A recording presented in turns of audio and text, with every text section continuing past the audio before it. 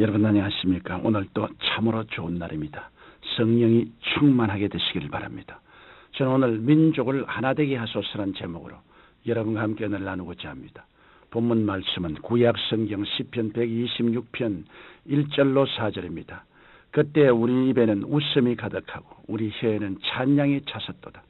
열방 중에서 말하기를 야훼께서 저희를 위하여 대사를 행하셨다 하였도다. 야훼께서 우리를 위하여 대사를 행하셨으니 우리는 기쁘도다. 야훼여 우리의 포로를 남방 시내들같이 돌리소서. 구약시대 북쪽 이스라엘은 BC 722년에 아수르에게 멸망하고 남쪽 유다는 BC 586년에 바벨론에 멸망하여 포로로 끌려갔습니다.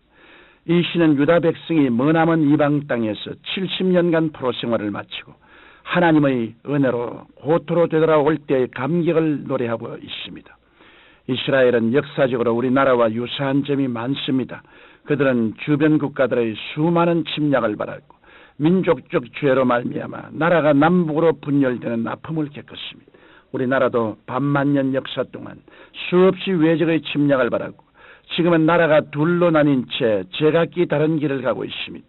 이러한 역사적 과제를 해결하고 우리 민족이 하나님께 복받는 비결은 무엇일까요? 죄를 회개하고 공의를 세우는 것입니다. 우리 민족은 36년간 일본 제국주의의 탄압으로 온갖 수모를 겪다가 하나님의 도우심으로 1945년 해방의 기쁨을 맞이하게 되었습니다. 더욱이 신앙의 지조를 빼앗겼던 교회의 기쁨은 말할 수 없었고 여러 젖힌 옥문마다 승리의 산 순교자들이 쏟아져 나왔습니다. 그러나 해방의 기쁨과 흥분이 채 가라앉기도 전에 외세에 의하여 나라가 둘로 나뉘게 되었습니다. 설상가상으로 1950년 북한은 공산주의자의 기습적인 남침으로 유교가 일어났던 것입니다. 무방비 상태에 있던 남한의 피해는 컸습니다. 더욱이 북한 공산주의자들에 의한 기독교인들의 참변은 극심했습니다. 전남 옥구 지방에서는 교인 40명이 한 번에 생매장당하였고 영암 지방에서는 교인들의 목에 무거운 돌을 매달아 바다에 빠뜨려 죽이기도 했으며 또한 어떤 곳에서는 교인들이 무더기로 총살당하기도 했습니다. 그리고 수많은 교회가 파괴되었고 피납되거나 순교한 주의 종도 수백 명이 넘었습니다.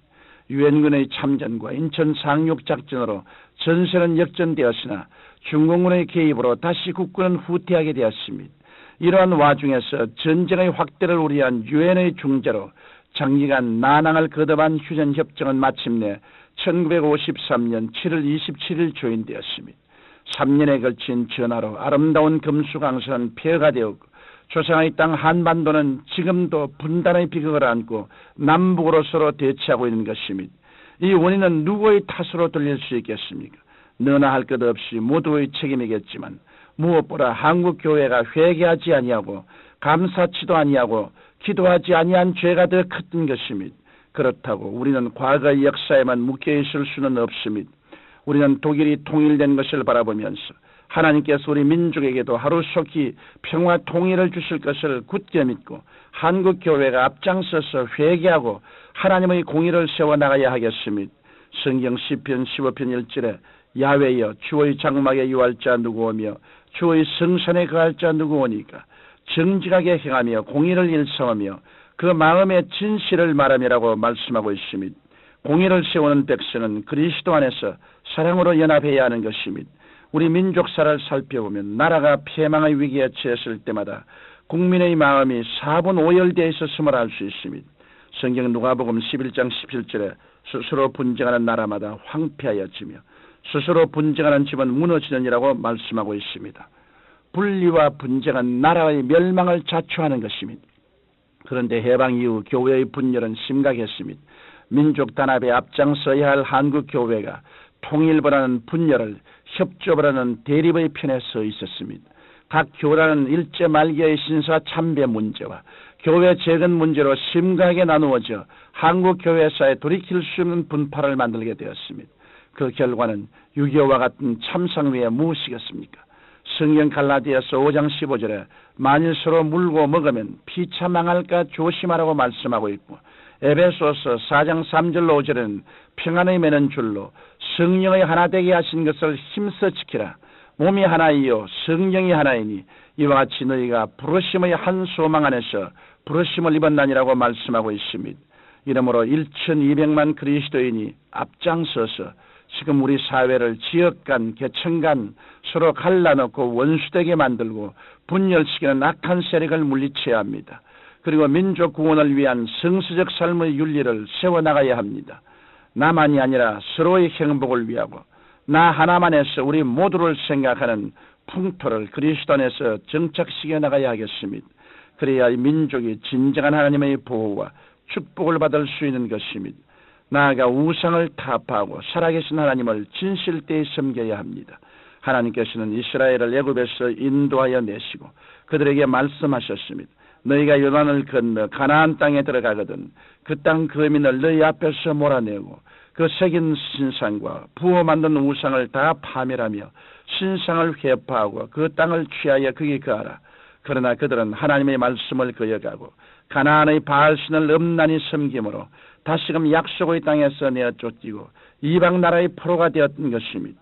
그때 이후로 저들은 나라를 회복시켜줄 정치적 현실적인 메시아가 도래하기를 간절히 열망했습니다. 그 때문에 영의 눈이 어두워 하나님께서 인류의 구세주로 보내주신 예수 그리스도를 배척하고 십자가에 못 박고 말았던 것입니다. 그리하여 이스라엘은 주 70년에 로마에 멸망되었고 27년간 나라 없이 유랑하다가 하나님의 기적적인 섭리로 1948년 5월에 고토 팔레스타인에서 독립을 이루게 된 것입니다. 여러분, 역사의 흥망성쇠는 모두 하나님의 주권의 속에 있습니다. 그 하나님을 진실되이 섬기는 민족이 땅에서도 복을 받는 것입니다. 성경 신명기 15장 6절에 내 하나님 야훼께서 내게 허락하신 대로 내게 복을 주시리니 내가 여러 나라에 구워줄지라도 너는 꾸지 아니하겠고 내가 여러 나라를 치리할지라도 너는 치리함을 받지 아니하라고 말씀하셨습니다. 그러므로 우리는 이 백성의 영혼을 타락시키는 각종 이단 사설을 배격하고 인본주의적인 교만을 버리고 사치와 탐심과 물질과 쾌락의 거짓 우상을 타파해야 합니다.